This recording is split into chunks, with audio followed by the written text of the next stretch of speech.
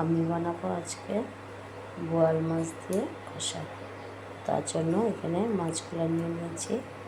এখানে রয়েছে হলুদ, নুন, লঙ্কা, জিরা বাটা অল্প একটু, আর টমেটো, আর মাছ ফাটিয়ে নিয়েছি। এখন এটাকে কাঁচা তেল দিয়ে দিলাম। এখন এটাকে ভালো করে মেখে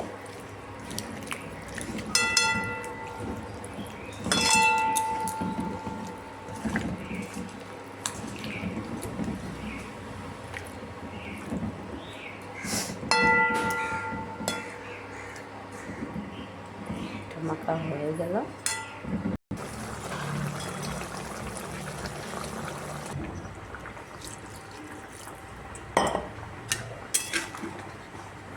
জল দিয়ে দিলাম।